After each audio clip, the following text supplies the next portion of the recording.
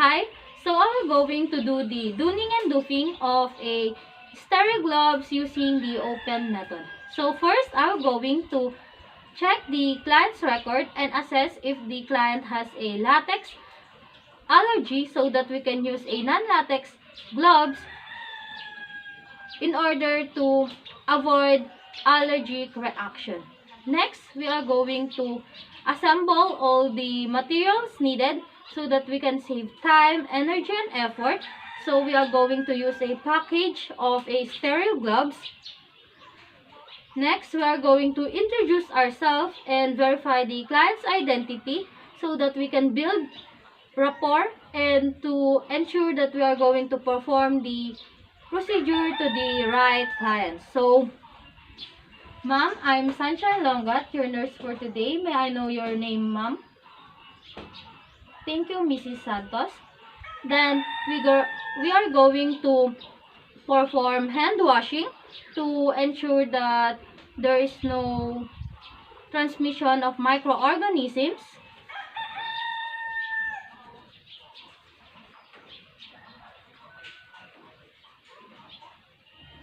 Then, we are going to open the packaging of the gloves. So, we are going to place the gloves to a dry and clean area. So, assuming that this table is clean and dry and sterile, then we are going to open the packaging by plucking or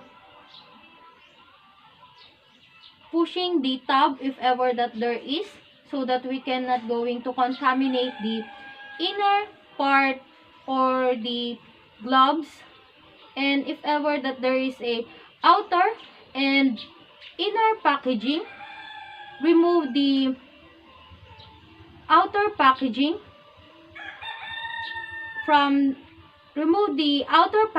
without contaminating the gloves or the inner packaging to maintain the sterility of the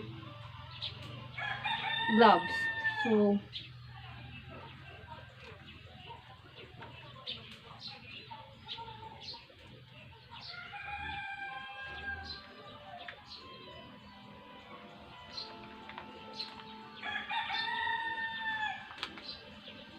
So we are going to consider the edges as a non-sterile area. So we have to avoid the gloves touching the edges.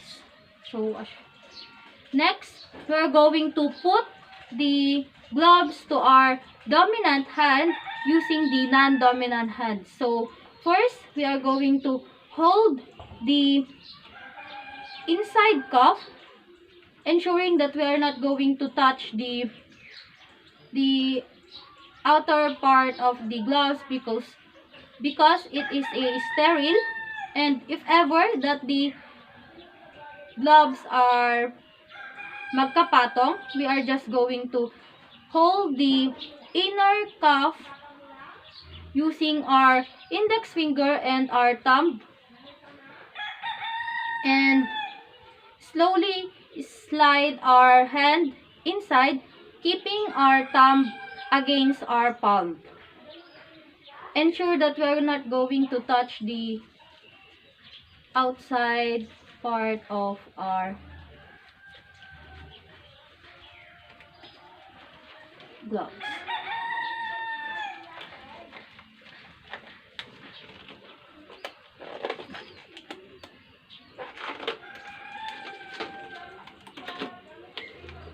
Then release the cuff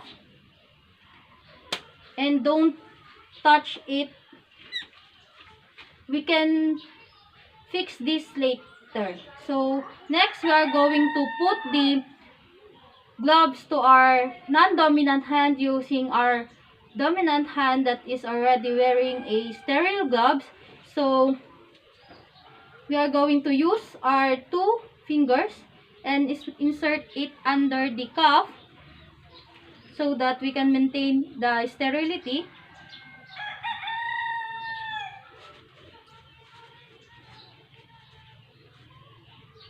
Then, ensure that we are not going to touch the skin using our gloves. So, let's slide it.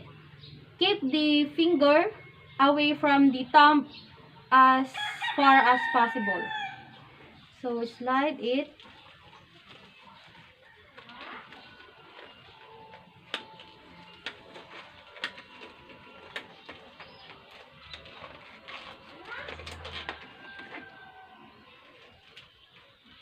Then we can now fix it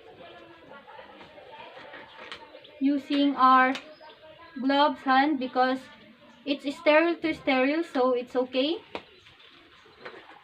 Basta laging tatandaan that sterile part can only touch sterile things. So let's fix this because it can affect our performance during the surgery. It can cause or it can make us hold a instrument too tight or masyadong maluwang. So it can cause a mistake. Let's fix this. Sorry, matagal kasi maliit yung gloves. Masyado siyang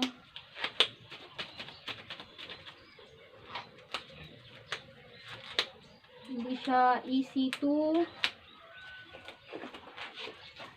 So in adjusting the lower part, I hold the outer part of the gloves to ensure that we are not going to touch the bare skin.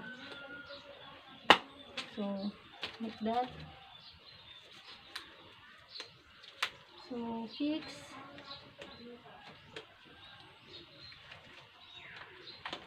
this.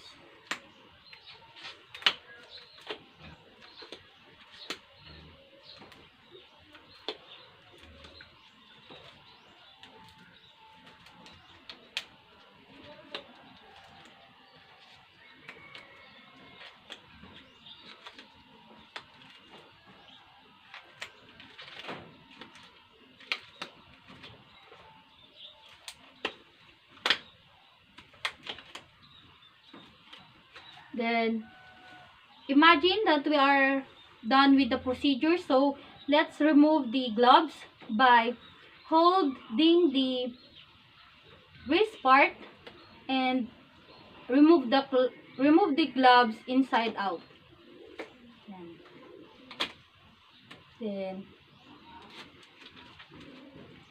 Then, for the other side, we are going to insert our finger below the cuff and slide it,